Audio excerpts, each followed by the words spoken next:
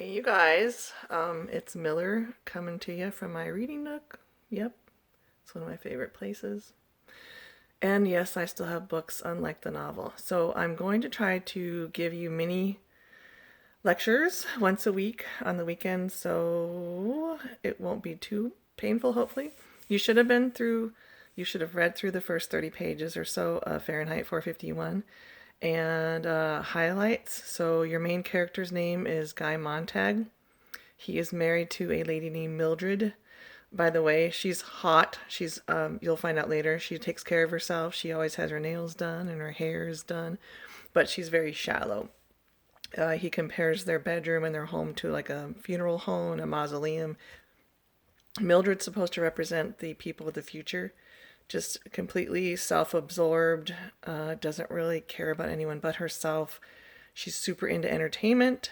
She's always wearing these wireless earbuds with either music playing or talk shows.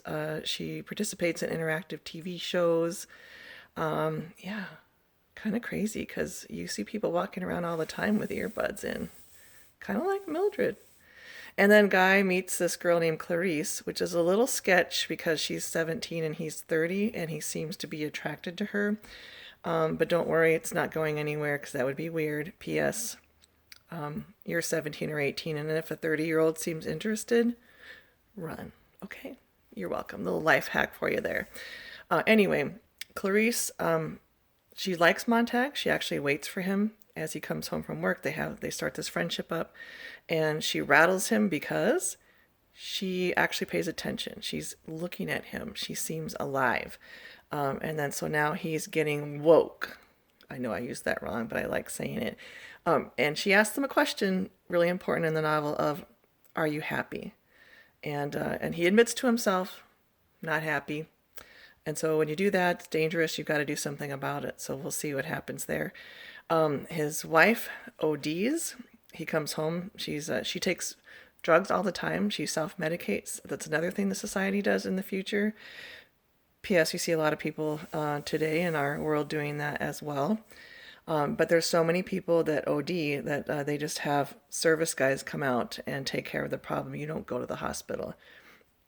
Also in the future in the novel, if people die, that makes people sad. And so you just dial a number, a helicopter comes, gets the body, puts it in an incinerator. You don't have to have a funeral or be sad about it. So that's another thing in the novel. Let me take a look at my notes. Hopefully you're actually keeping up with the reading. Each part, there's 3 parts, has a name that's symbolic. So this part that you're reading is called the hearth and the salamander. The salamander represents the job of the firemen. That's their logo, one of their logos. And then the hearth represents the home. A hearth is actually like a fireplace. And so you're learning about his home, which seems pretty cold, and then his job, which he's reevaluating now. What else do I want to talk about? If you look on page 5 of my version of the book, Clarice is described physically, and the word white is used over and over again, which is supposed to represent innocence. Let's see. What else? Oh, yeah, we learned about the future of teenagers thanks to Clarice. She's been labeled as antisocial because she doesn't like to go along with the group. She likes to ask questions like, why? And her school has no real teachers. They all have film teachers. Sound kind of familiar? Or computer teachers. So there's no way that Ray Bradbury could have seen what we have now, but he kind of predicted that you would not be in a class with regular people. So that's kind of timely. All right, so, and they play a lot of sports. People are super into sports, entertainment, and what else do I want to talk to you about? Not sure if you read it already or not, but people are allowed to read 3 kinds of things. Manuals, so information on how to do things, of course, cartoons, and 3D porn. Yeah, okay, so that's not me, that's the author talking.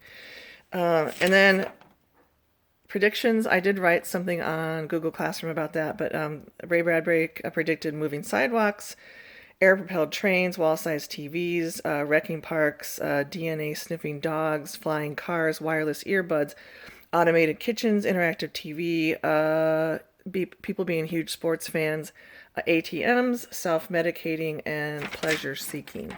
So that's just the beginning of the novel. I will be throwing a quiz your way. Please don't cheat because I know you could super easily, but that's not what we do here. And also, I'm learning about Google Classroom. I'm sorry about the scavenger hunt being, the form was wrong. So hopefully I'll figure out how to do things better. Otherwise, you've been doing a great job of, being creative and sending me pictures of stuff. I'll be putting the scores in for the scavenger hunt soon. There's a lot of extra stuff if you look around in Google Classroom. I don't think I'm ready to assign any of it, but there's information as well. Your next study guide, or your study guide for part 1 is not due till you finish part 1, which on your calendar is the 16th. So I, of course, will be here on my computer talking to you guys this week. Let me know if you have any questions. I still don't like this. Okay. All right. Until next week, well, I'm sure I'll talk to you online. Have a great Sunday. Bye.